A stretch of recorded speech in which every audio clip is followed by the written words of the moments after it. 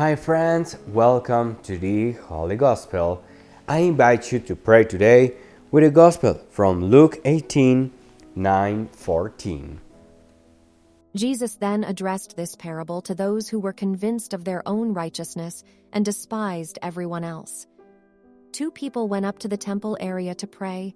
One was a Pharisee and the other was a tax collector.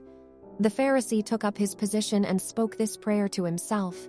"O God, I thank you that I am not like the rest of humanity, greedy, dishonest, adulterous, or even like this tax collector.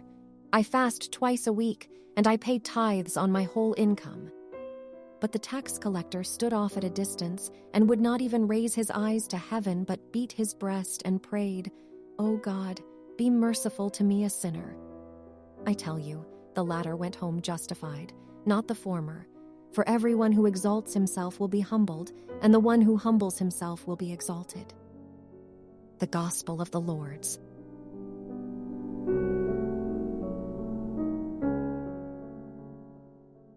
Today, Christ presents us with two men who, to a casual observer, might appear almost identical, for they are in the same place doing the same thing, as both went up to the temple to pray. But beyond appearances, at the deepest level of their personal consciences, both men differ radically. One, the Pharisee, has an easy conscience, while the other, the tax collector, is racked by feelings of guilt. Nowadays, we tend to see guilt feelings as close to a psychological aberration, beating oneself up over something.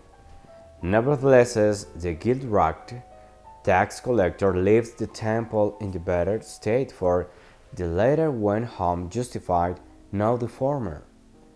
These feelings of guilt robbed Benedict XVI when he was still Cardinal Ratzinger in his text Conscience and Truth. Disturbs the false count of conscience and could be called conscience complaint against my self-satisfied existence.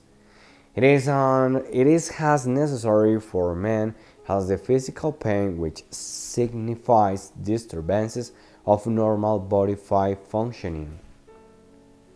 Jesus doesn't lead us to believe that the Pharisee is not telling the truth when he says that he is not greedy, dishonest, adulterous, and that he fasts and gives money to the temple. Not that the tax collector is delusional in thinking himself a sinner. This is not a question. Rather, it is that the Pharisee no longer knows that he too has guilt. He has a completely clear conscience, but this silence of conscience makes him impenetrable to God and men, while the cry of conscience which plagues the tax collector makes him capable of truth and love. Jesus can move sinners. Those words are from Benedict XVI. So I hope you get that heart, and you pray Jesus that help you to live in love.